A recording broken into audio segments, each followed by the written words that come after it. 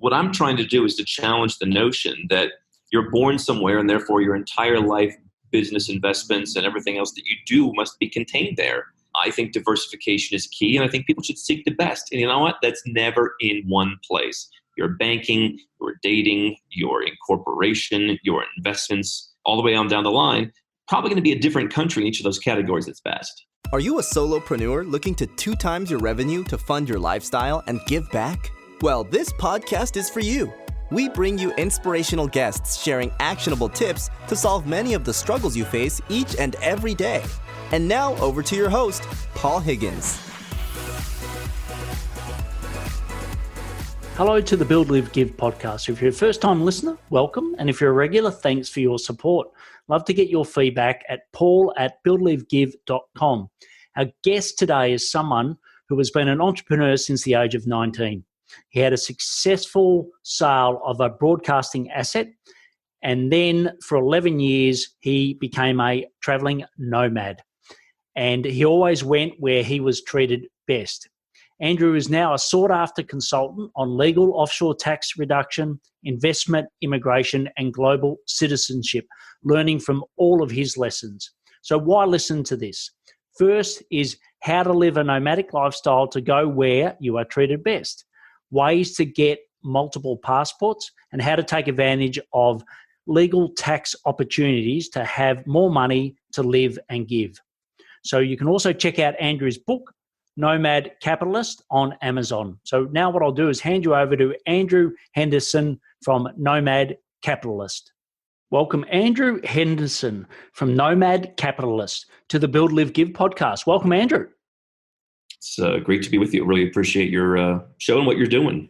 Yeah, well, look, great to have you on. I'm really excited about asking you questions of a lifestyle, which a lot of people listening want to do more of. So why don't we kick off with something that your family or friends know about you that we don't?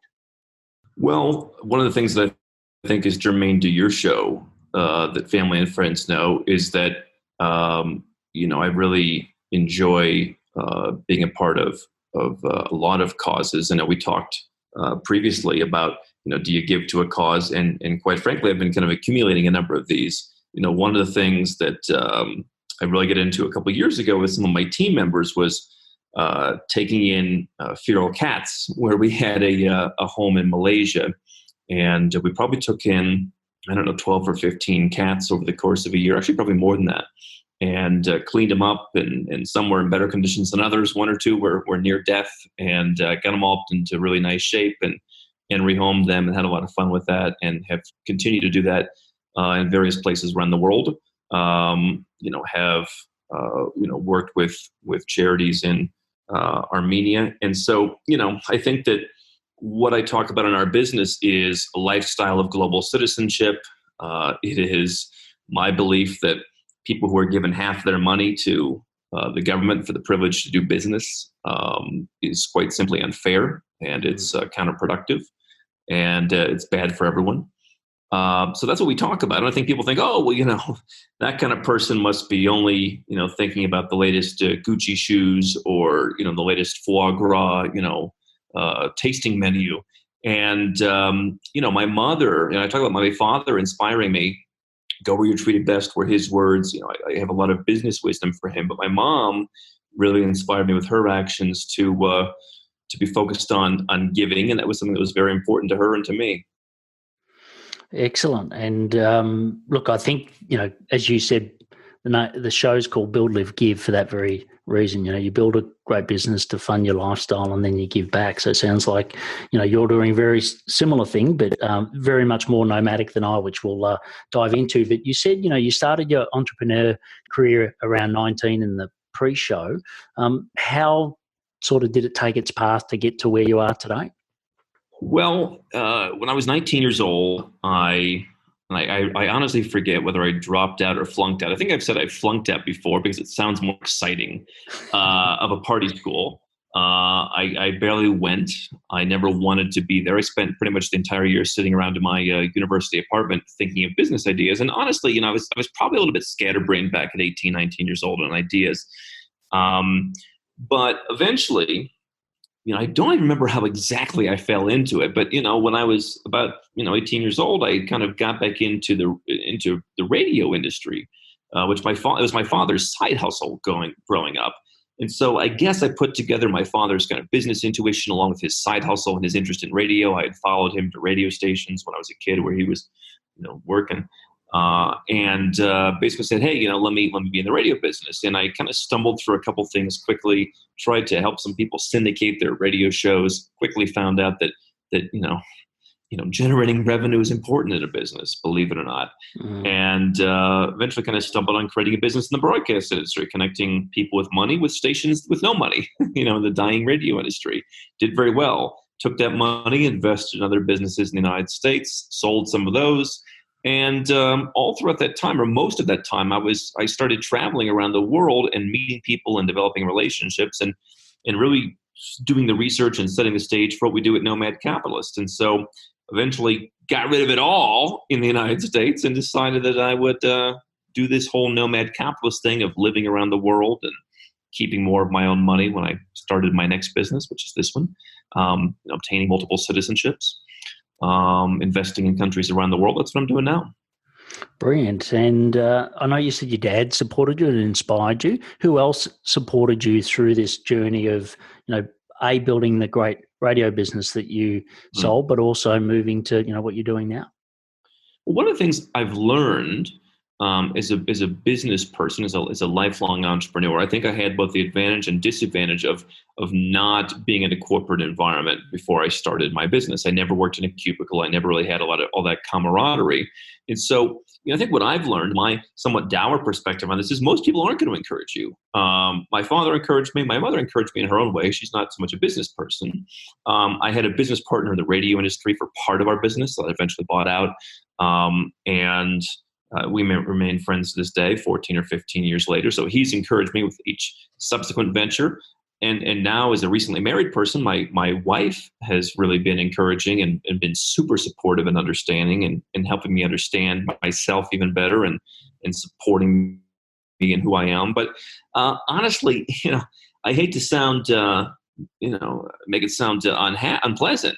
But, what I often talk about and what I've really seen amplified through my work at Nomad Capitalist of leaving your home country and all of that is, most people don't get it. And so if you're looking for a lot of support from external sources, you're probably going to be disappointed. And that sort of takes us to the build section, which is, when someone says, what do you do? And I know pre-interview you said, look, sometimes it's hard for people to understand what you do.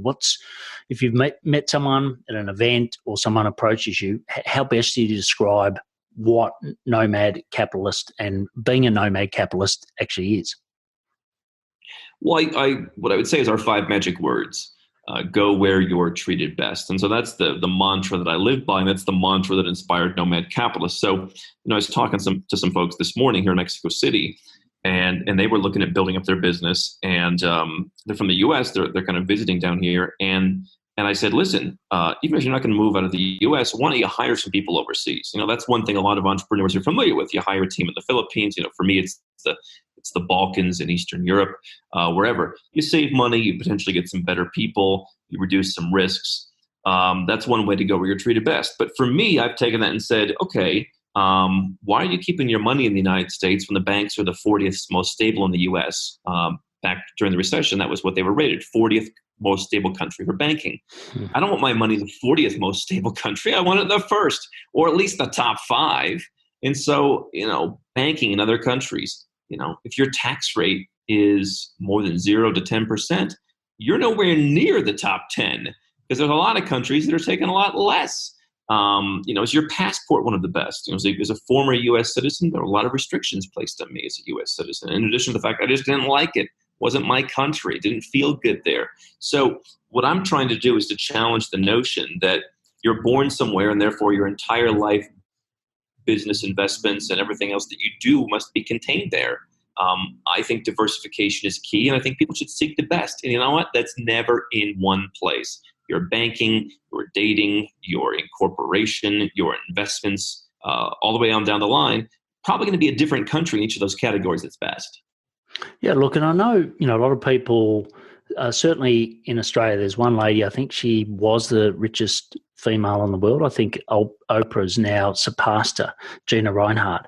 And, she gets a lot of criticism by taking all the wealth that was Australian, so to speak, even though she had claim over it's coal, iron ore, which she mainly does. And then she obviously got most of her income in Swiss bank accounts, and she gets a lot of criticism for that locally.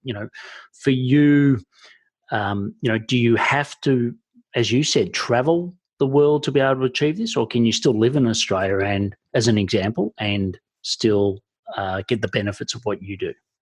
Well, so it's interesting. I had some folks come to me from Australia about a year or two ago, and they said, "Hey, Andrew, you know what? We've cracked the code. We just need your help to finalize it. We set up a whole company in an offshore jurisdiction, and now we're paying no tax." And I said, "Well, hold on. Is your personal tax residence in Australia?" And they said, "Well, we've been traveling, but we've been in Australia for a good chunk of the year, and the money comes into our Australian bank." I said, "Well, then you did nothing." So, when it comes to reducing your taxes, that's obviously the biggest pain point for folks. People come to us and, they're making $2 million a year and they're giving almost half of it away. That's a pain point that's motivating, and it's worth investing some money in to set stuff up. If you're a one-man show or a small business in Australia and nobody's willing to move, yeah, it's going to be a lot more difficult to reduce your taxes. But could you get a second passport to protect yourself no matter what happens? Could you invest in other countries? It's funny. I have a lot of Australians that we work with, and 90% of the time, people who own rental real estate in Australia, which is a lot of folks, they're rather leveraged, and their rental yield after tax is about 1%. Well, I mean, my gosh, I'm investing in some term deposits in banks making 6% in US dollars. I'm investing in some real estate markets making 12, 13, 14%.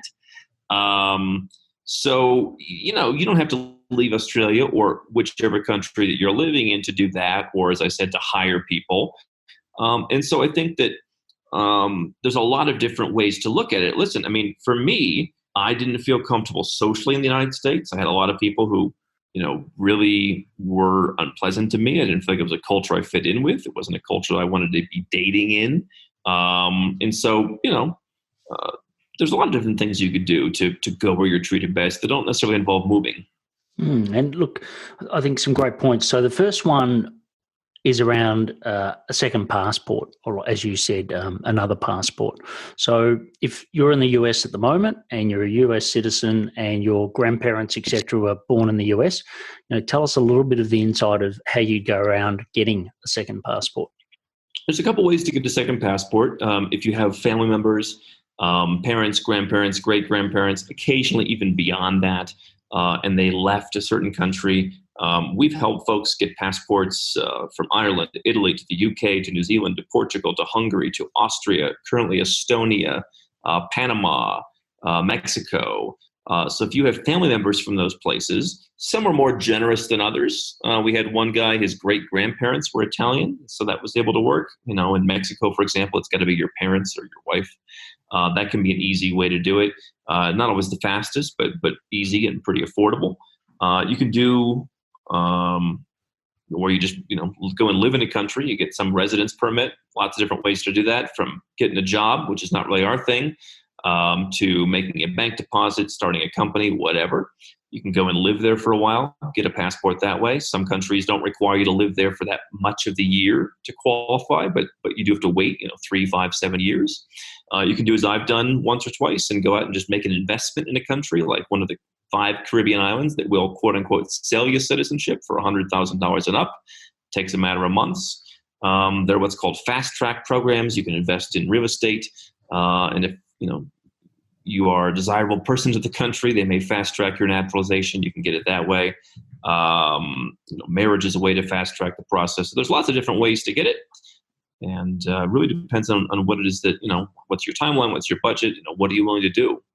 Great. And what's the benefit? So give us a couple of examples where you've had clients that have gone and done that, got a second passport. What's that been able to give them that wouldn't have if they had worked with someone like yourself? Well, the biggest group is probably people who are U.S. citizens who are subject to a bunch of restrictions, who are taxed on their worldwide income. And so basically, I mean, it's as if you live in the United States, even if you never lived in the United States. I spent many years overseas before renouncing my U.S. citizenship, and I was subject to all the U.S. laws. It makes it very difficult to do business in some of the countries that I want to do business. You got to file huge stacks of tax paperwork. It's becoming increasingly convoluted. On top of the fact that, you'd have to pay a little something. You can save a lot of money in taxes, but it's just a pain. And so a lot of people get a second passport to give up their current passport. Someone in Australia, for example, they might want better visa-free travel. Obviously, an Australian or a British or a Canadian passport has pretty good travel, but maybe they want to go and spend a lot of time in Russia or some country that Australians can't go to. And what I also see is folks that we work with who are ultra high net worth individuals for whom it's just an insurance policy. And occasionally it's just kind of a fun thing. We had one guy call and say, "Hey, I just sold a business for a lot of money, and all my friends have a second passport, so I figured, I don't want to be the odd man out." But I think once you reach a certain level, it's just a nice insurance policy to say, "Okay, I'll pay. I got $20 million. I'll pay $100,000 in case this place falls apart. I have a place I can go to. They can't get rid of me." Yeah, and for real estate investment, so if someone wants to invest within a country, is that one of the benefits of having a passport? Well, so there are some countries. I don't know if they're the passports that you necessarily want to obtain. I mean, it's interesting. I work with some folks on investments in Cambodia. I think it's one of the great frontier markets. Lots of opportunities. It's going to be sad in a couple of years when I think the opportunities are going to be less interesting after all these years I've been promoting it. But Cambodia is a country that only citizens can own land. And so you can't own like ground floor shops, and you can't go out and buy agricultural land. And so I suppose, Cambodian passport, not very desirable for other reasons, might be kind of a weird thing. But, there are ways to get those passports. The challenge is in some of those countries that don't allow foreigners to buy property to where you'd want a passport there, is that there aren't really very clear procedures. And so I imagine there's some people getting passports in some of those countries through corruption. So that is a potential reason, but not always as easy as said as it's done. Great. And for you, what else? Because I know that, once again, talking off air, we spoke about people saying, "Look, I'll just go and source this on the internet. It's easy to obtain." Obviously, you've been working at this for a long time. What do you believe are the risks of trying to go and source all this yourself? Well, it's interesting. We were talking earlier about some of the haters, who complain that, everything's available for free online and just go in a Facebook group. Every once in a while someone tries to add me to some kind of forum or Facebook group about kind of international tax. And, I don't know that there's a risk. I think that it's hard work. I talked to my father recently, and he inspired me to do this, but he still lives in the United States. And he said, we've been traveling a lot recently. I said, I don't know how you put together these hundreds of people that know all this stuff, that they've taught you all this stuff about, all these different opportunities. And what I find intriguing is, we'll call attorneys sometimes who want to work with us, and we'll do calls and we'll get information, and they can't answer half the questions about their own country. Mm-hmm. And meanwhile, here we are with a kind of a database I put together over the last 12 years of how things work in a lot of different countries. And so I don't know if there's any special sauce, in all fairness. The special sauce was 12 years of busting my hump and doing what everyone else wouldn't do. And obviously, during some of that time, I was running businesses in the United States. But for the last 7 years, it has been nonstop R&D. And now I've got a full-time team doing R&D, doing operations, executing cases. So, we know a lot of specifics. I had just as an example that came up today, we had a guy who is married to an Iranian woman. He wants to get her a passport so they can travel together because she can't travel many places. And so they wanted to go and get one of these $100,000 passports. Only the people whom they called to help them originally didn't tell them the fact that she's been rejected for a visa in the UK could be an issue. And so it's those little details to me that, folks who say, well, you can just get it for free online. Yeah, you can't duplicate experience. And so if you want to go out and do the experience, do that. But if you just want to hate on people saying, why don't you give it all away? It does frustrate me. And I think I'm starting to speak out on this for business owners, because we have over 2,000 pieces of free content between videos and blogs. And yet people always, some people are always going to find a reason to be upset. And so I guess the message that I would kind of take, the direction I would take your question in, is the message that I'm increasingly talking about, which is, if you're a business owner, I wouldn't get distracted by that, because you know what? People who come and hire us who have anywhere from 10 million to $3 billion in the last year, they're not talking about that. They're not throwing that at you. And so I think rather than addressing the negativity, I would just, in a sense, go where you're treated best. Go where people appreciate you.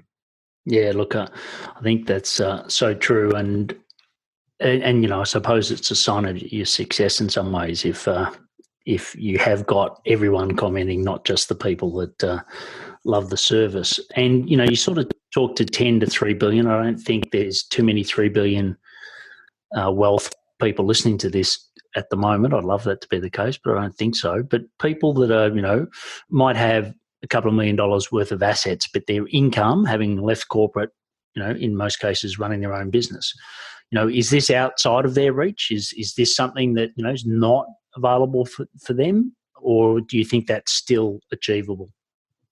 I think everyone can do something. One thing I tell people is, and obviously, if you're a U.S. citizen, there are laws. You may need to file a form reporting your bank accounts, what have you. But everyone can go out and open a bank account somewhere. I've talked about countries like Georgia and Armenia, where you can go and open a bank account with $1. That's something everyone can do.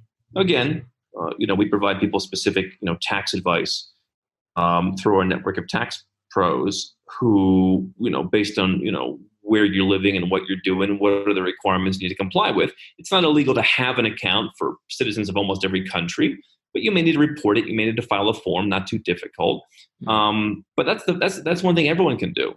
So I think that there are things that everyone can do. Not everyone's going to do everything that I do. I've gone full scale. And by the way, I gave up my citizenship for a number of reasons. Many of them are personal. I don't tell people they should do what I'm doing. If all you're saying is, you know what, I'm going to stay in Australia and let me just diversify my finances, hold some other currencies that I can't hold in the banks here, make sure I'm protected in case Australia has a bail-in the future, because a lot of these countries have started to put those kind of provisions in place. Maybe I want to invest in some other markets.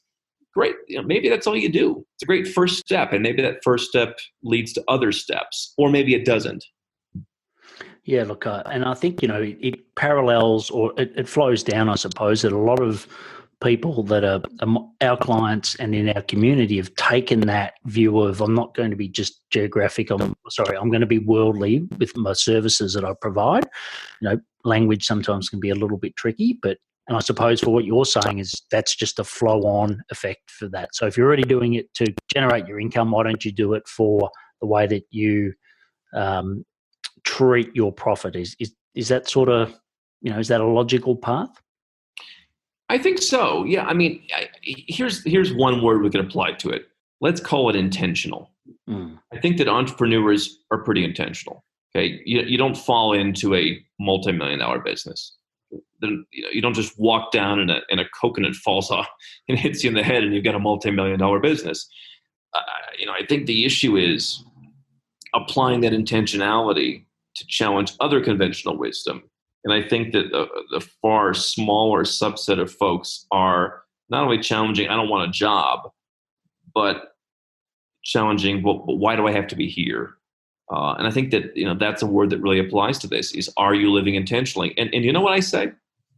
I say, if you like living in California and you think it's worth, living in Malibu and paying $20,000 a month in rent, and paying, 52% of your income by the time all the taxes are added up, and dealing with all the regulations and not being able to water your lawn or wash your car. If all that's worth it to you and you make that intentional decision, knowing there are other options, cool, then do that.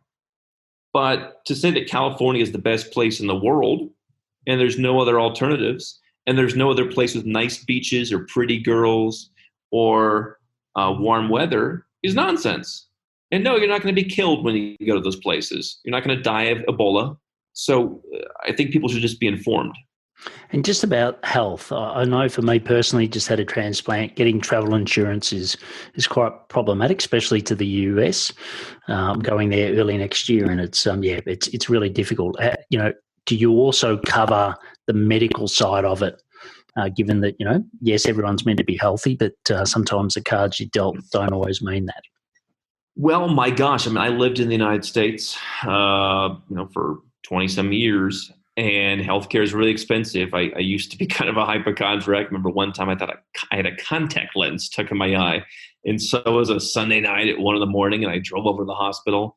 They said, hey, go into the emergency room, because everything in the United States could be the worst case scenario. You could be blind within 5 minutes if you don't go over there. So I saw the doctor, and I later got a bill for $2,000 for a doctor sticking a light over my eye and saying, no, I think you just scratched the cornea. Go home and just let it rest. That was a $2,000 bill.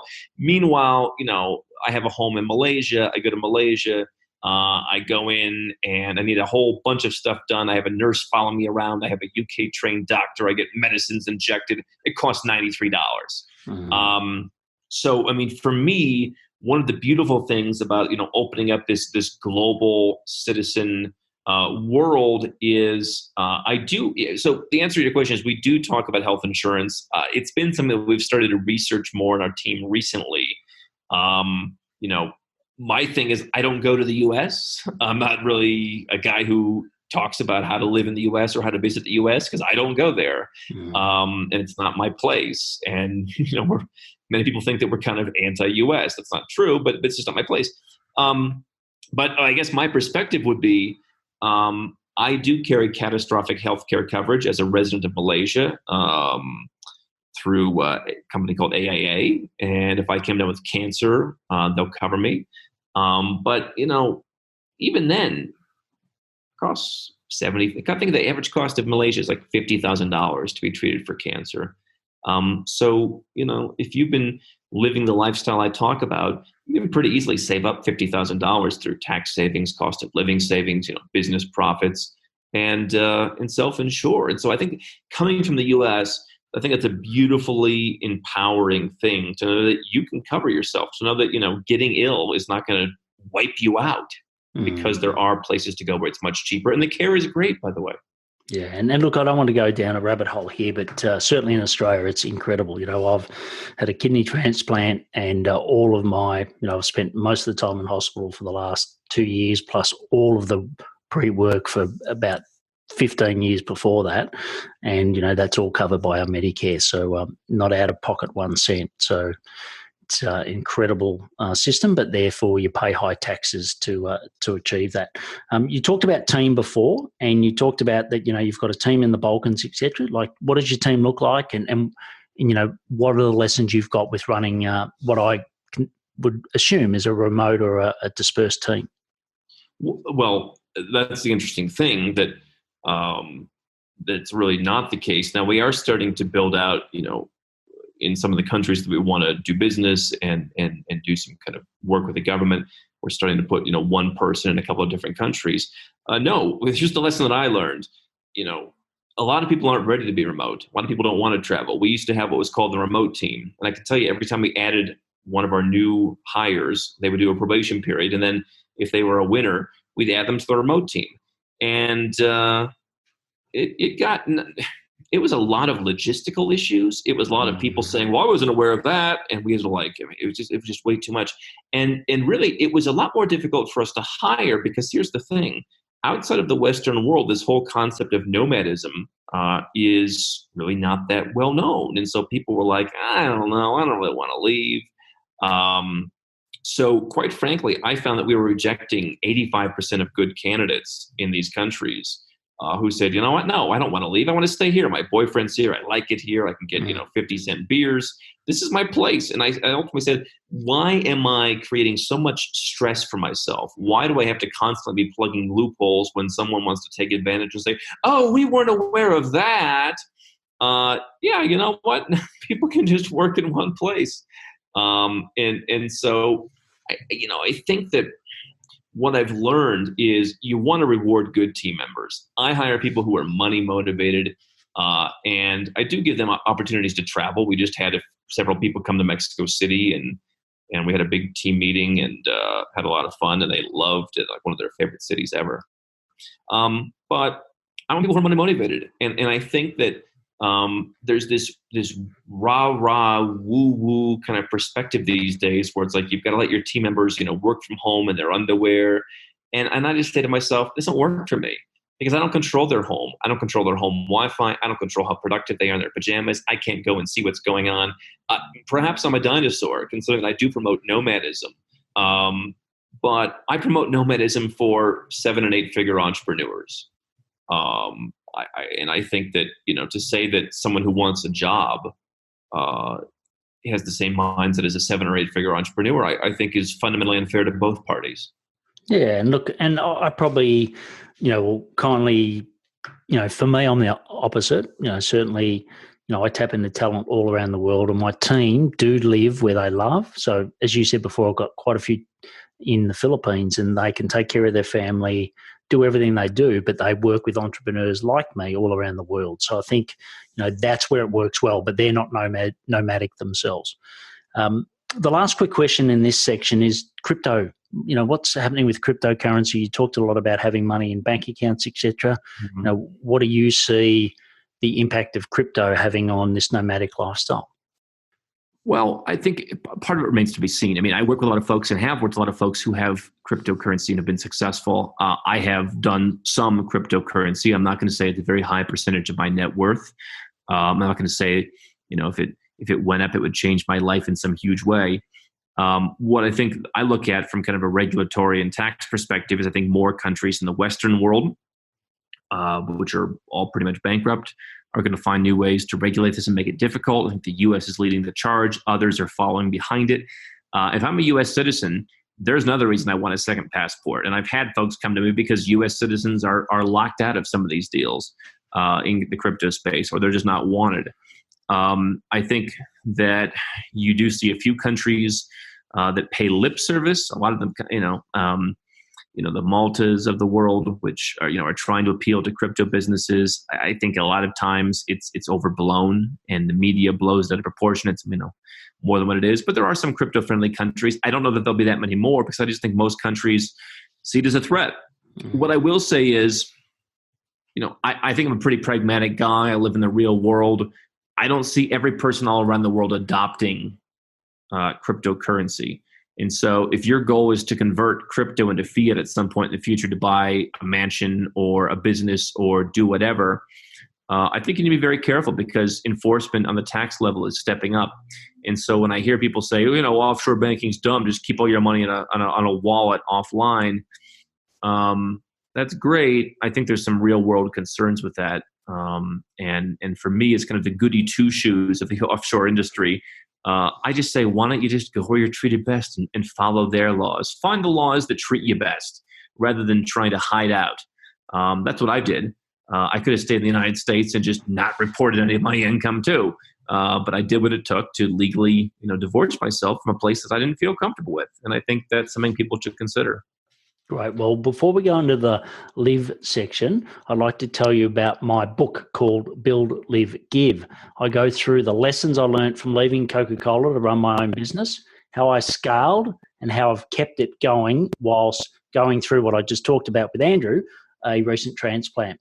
I give you the 5 growth drivers which I used to help hundreds of solopreneurs to build, live, and give. You can just go to buildlivegive.com/book to get your copy today. And there'll also be links in the show notes. So the next section, as I said, is Live, Andrew. And tell us about some of the daily habits that help you be successful. Well, one of the things that I found about myself, and I think really following intuition as an entrepreneur is very important. I often didn't. I don't wake up at 6 a.m. I don't meditate before work. I've tried a lot of that stuff. And ultimately what I found is I have kind of an unhabit, which is I try and keep as much open time as possible because my skills, I think, are dreaming and innovating and optimizing and just working things through and then delegating. So I try and avoid too many hard meetings. I get kind of anxious when I have one place to be after another. I like to work, 16 hours a day, a lot. But for me, I do try as a habit to keep to-do list zero or as close to to-do list zero, as well as inbox zero. But I think for me, I've tried a lot of the habit forming, and I've kind of gotten into the just acknowledge the dreaming and the innovation. What we call them. In my office, we say Andrew's the Tom Ford. He's out there, creating the stuff, and then we're executing on it. Okay, brilliant. And the next section is the give. We spoke about it before, but what's a cause, a community, or a charity that you'd love to mention, and why? Well, there are, as I said, about 5 or 6. The one that I'm really interested in working with now and have been working with is the Society for Orphans in Armenia. It's called SOAR. I have 3 sisters, all of whom were adopted, at an older age in childhood, because that was a very important cause for my mom. We also give to an orphanage in India for developmentally disabled kids, which I cannot pronounce. And I've been working with them for a couple of years now. I wouldn't want to butcher it, but those 2 causes, orphans being kind of close to my heart. I kind of knew when my wife and I were first dating, and she said, "Hey, you know what? I might consider just adopting rather than having kids." That was a pretty selfless comment, pretty early on in a relationship that really seemed unique to me. It's a cause that seems unique to me. Developmental disability is an issue that's important to me. And I guess my thing as an entrepreneur is I like to find people and causes, people and things that they can't help themselves. I don't really spend a lot of time on causes where people could just have a kick in the butt and get things in order. But I think those are 2 causes where people have a real disadvantage and they need our help. Brilliant. Well, look, the last section is the action section. So I'll ask you some questions and get some rapid fire responses. So the first one is, what are your top 3 personal effectiveness tips? Well, number 1, the big one is heck yes or no. I'm making heck yes or no decisions. You can call it 1 or 2 things. I would say that the second part of that would be you do it quickly. I like to make rapid fire decisions. Part of that is the second thing would be to-do list zero, which means I am making rapid fire decisions. And the third thing that I would do that keeps me effective is I fight against cheapness. I used to be cheap, kind of grew up being encouraged to be cheap, perhaps. I like to pay oftentimes the highest price possible. There are very few exceptions. The hotel industry, that doesn't work. Sometimes in fashion that doesn't work, but in general, I like to pay high prices. Great. And what's a piece of technology that you couldn't run your business without? I've been de-emphasizing tech. I mean, I think one thing we've been using recently very successfully is Telegram. We really like Telegram as a great way to communicate. It's better than Facebook Messenger or WhatsApp, because we don't have to be in people's personal lives and people aren't getting onto Facebook and being distracted. I found Telegram to be a great service for us. Yeah, great. We use something called Voxer in a similar vein. And what's your best source of new ideas to improve you and your business? What I've done is I've hired several coaches over the years, and what I found is I get the ideas because they ask me a few questions. I spend 45 minutes yammering on, and at the end I say, "You gave me a great idea." And they what do you mean? And really, what I had done is just kind of worked through the idea by talking. I think that understanding kind of how you come up with ideas is very important. I've realized a while ago that talking is what brings my ideas to the forefront. And so for me, coaches are a great way to do that, because who else wants to sit around and listen to you yammer on for 45 minutes about high-level business ideas? Certainly not my wife, certainly not most of my friends. Correct. But my wife actually would, but that's not fair to her, so I don't do it. Yeah. Look, been there, and it wasn't as successful as I'd hoped. The last question, and it's the biggest question for the interview, is what impact do you want to leave on the world? Well, right now I want to encourage people to view borders not as lines, but as suggestions, and realize that there are opportunities out there in all the different areas that we talked about. Long term, I think that Bill Gates has been a role model for me. He was an idol of mine when I was 12, 13 years old, decided to be in business. And I like his transition from being a builder in one business. I think I had some other businesses. I like running one business now. I want this to be my defining legacy for what it's worth. Some like it, some don't. But I think long term, I think you'll see a second act where I get into the charitable stuff and educating people, on all sorts of different things that are important to me in a charitable sense, and educating about the world in a different way. And so that's a legacy that hasn't been started yet. But I hope that I can continue to, empower people to be global citizens and to look at global causes.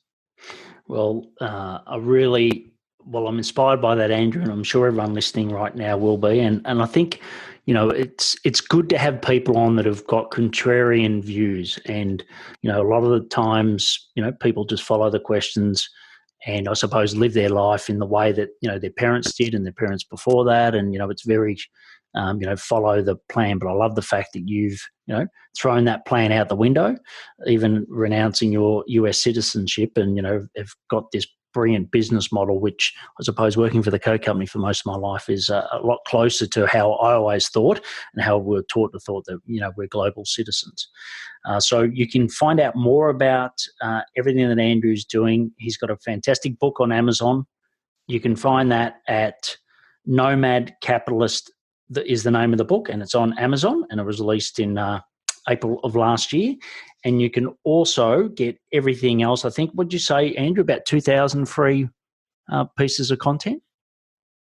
Yep. So about 1,500 blogs and counting over the last 7 years. We've gone through and updated many of those, and about 607 as of today YouTube videos. Brilliant. So there's a lot of new ones daily. Yeah, so there's a lot of brilliant content. You can get that at nomadcapitalist.com, and that and everything else Andrew's mentioned will be in the show notes. So, Andrew, from Mexico City, from a person in Melbourne, thanks for sharing what I think is a unique but a way of life that more and more people will go down, and thanks for helping them do that. So great to have you on the show. My pleasure, and appreciate the invite. Brilliant. Thanks, Andrew. That was a really forward-thinking and creative way of living by Andrew. You can get the show notes at buildlivegive.com. If you believe someone you know would benefit from the show, please share. Andrew would love to get your feedback and appreciation on LinkedIn. You can look at his profile in the show notes. You can get the Build, Live, Give book at buildlivegive.com/book. And the links will be in the show notes to this and everything that was mentioned in the podcast. Please take action to build new revenue streams, to fund your lifestyle and give back. Thank you for listening to the Build, Live, Give podcast. If you like what you heard, please subscribe and leave us a review. It would mean the world to us.